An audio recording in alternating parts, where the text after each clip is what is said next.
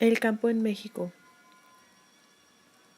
Durante la mayor parte del largo periodo en el que México se desarrolló como una sociedad agraria, se prestó poca atención a la mayoría campesina en las visiones predominantes de la historia mexicana.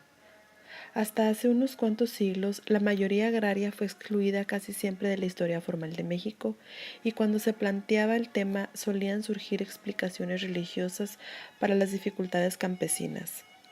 Dada la autosuficiencia básica, a menudo de la miseria de las familias y comunidades campesinas, los poderosos y sus dependientes urbanos vivieron esencialmente como parásitos de la mayoría agraria, antes y después de la conquista. En consecuencia, en México hubo poca historia agraria a pesar de que el país era una sociedad completamente agraria. Cuando Porfirio Díaz toma el poder, el campo y las ciudades eran un completo desorden, poca producción y pugnas internas que creaban un ambiente de desconfianza e inseguridad. Porfirio Díaz impone una política de libertad en lo económico y dictadura en lo político. A la gente que quería prosperar le indicaba que tenía la libertad de producir y comerciar. Cientos o quizás miles aprovecharon la ley de deslindes y se remontaron a tierras vírgenes para cercar lo que pensaban trabajar. El gobierno se dispuso a proteger sus extensiones territoriales mediante títulos de propiedad. Tenían además un largo plazo para pagar sus tierras y así nacieron miles de haciendas a lo largo y ancho del territorio mexicano. Los productores podían vender en el territorio nacional o exportar a otras naciones sin que encontraran obstáculos de parte del gobierno. Prácticamente no había aranceles ni impuestos. Además, la política monetaria de Porfirio Díaz era sólida, pues la producción de billetes estaba anclada a la producción de oro y plata. Por tanto, la inflación era prácticamente nula. El resultado de la política económica de Díaz se reflejó en un crecimiento y prosperidad nunca antes alcanzado. El punto de partida fue el colapso del modelo primario exportador a consecuencia de la crisis de 1929 a 1932 y las profundas reformas realizadas durante el periodo cardenista. Consecuentemente, la participación de la agricultura dentro de la economía nacional disminuía lentamente, reflejando los años agrícolas climáticamente buenos o malos. En 1940, la agricultura representaba 19% del Producto Interno Bruto Nacional. En 1958 había bajado al 17%. En ese año se inició el periodo identificado como de desarrollo estabilizador, correspondiendo a una estrategia de muy definida orientación hacia la industrialización por sustitución de importaciones. La tasa del crecimiento del sector agropecuario tendía a ser significativamente inferior a la tasa de crecimiento de la economía nacional, la que era impulsada esencialmente por el crecimiento industrial. Esta diferenciación se acentuó a partir de 1966 y continuó hasta 1981, último año antes de la crisis de la deuda externa. De 1958 a 1981, la participación de la agricultura en la economía nacional bajó de 17% a solamente 8%.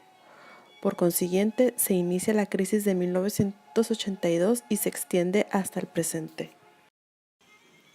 Los productores y comerciantes privilegiados desarrollaban relaciones personales con los funcionarios de las instituciones gubernamentales responsables de las políticas agrícolas, provocándose un funcionamiento simbiótico donde quien conocía las formas de operación institucional tenía cada vez mayor facilidad para continuar recibiendo los beneficios del apoyo oficial.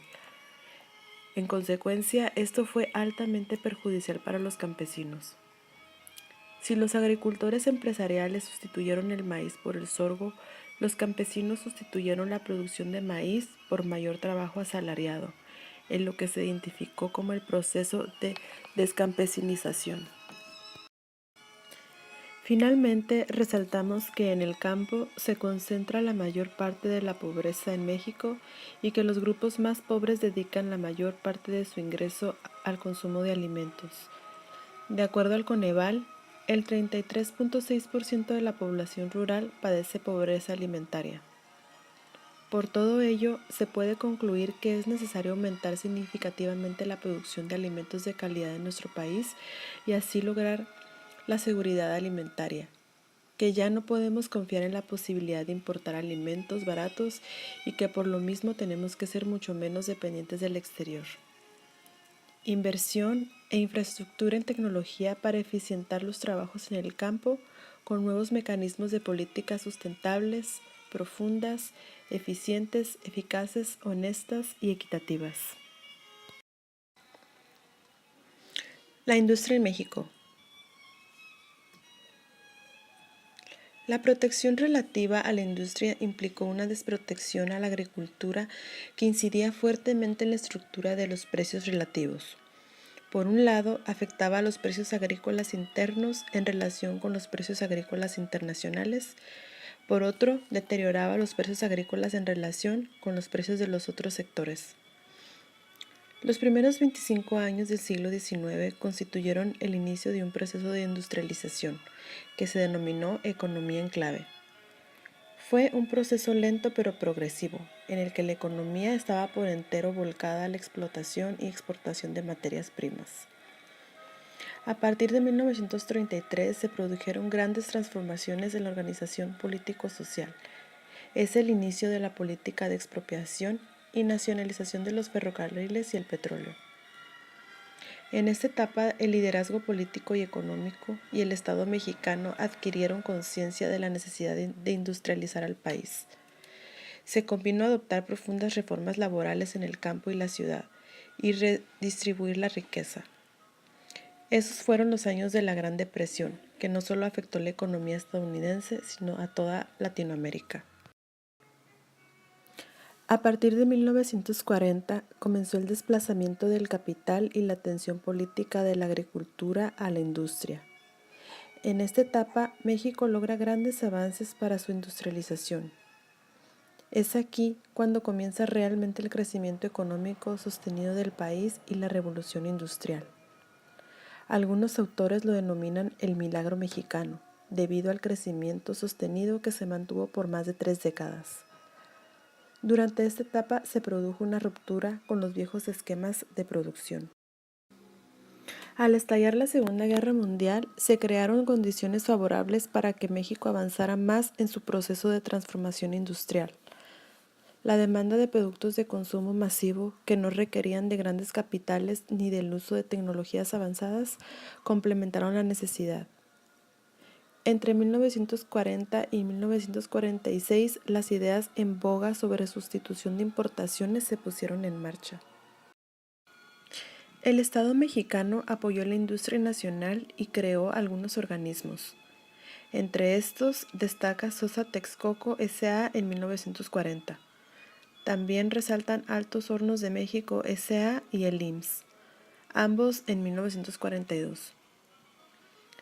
Para revitalizar el aparato productivo estatal y apoyar la empresa privada, se reorganizó la identidad NAFIN, Nacional Financiera.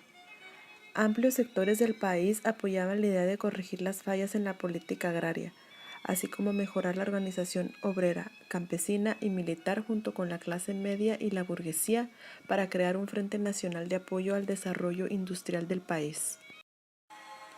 Se impulsó la industria eléctrica, vital para la industrialización. También se desarrollaron la industria química, la siderúrgica, la mecánica y la petrolera del país. Las materias primas que antes se exportaban fueron más aprovechadas por la industria nacional. Se buscaba aumentar el consumo interno y evitar las importaciones innecesarias que provocaban la salida de divisas. En esta etapa, los principales sectores industriales son la industria textil, los talleres y la industria minero extractiva. Al crecer el consumo interno del petróleo debido al crecimiento industrial, el Estado mexicano debió invertir más en este sector. Se aumentó la producción y se mejoró el uso de modernas técnicas de explotación. Las consecuencias más visibles de la Revolución Industrial Mexicana se observaron principalmente en los siguientes aspectos. La organización social y económica del capital se dio en torno a asociaciones comerciales, establecimiento de la banca, compañías de seguros, sindicatos y otros organismos. Se desarrolló el sistema de crédito por rentas. El modo de producción semifeudal o precapitalistas dio paso a la producción intensiva en el campo y la ciudad. Se produjo el éxodo de mano de obra campesina hacia las ciudades, trayendo como consecuencia la concentración poblacional en los centros urbanos industriales. Con la producción en serie se abarataron los precios de muchos artículos y la población pudo acceder más a ellos. Miles de mujeres se incorporaron a las fábricas, con lo cual el trabajo doméstico disminuyó. La incorporación de la mujer en el trabajo industrial provocó un cambio en las costumbres familiares. México pasó a ser una sociedad agraria atrasada a una nación industrial. La industria desplazó la agricultura como principal empleadora de mano de obra. Los sectores industriales, comerciales y de servicios pasaron a ser los más influyentes en la economía. Hoy en día nuestro país ha suscrito tratados de libre comercio con más de 45 países, lo que ha sumado a nuestra privilegiada posición geográfica ha hecho que la industria nacional e internacional nos vea como un lugar único para la manufactura y distribución de diversos productos. Mi nombre es Fabiola Bustamante Albáñez y actualmente estoy cursando el segundo semestre en la Facultad de Idiomas. Este video fue para la materia Estructura Socioeconómica de México. Gracias.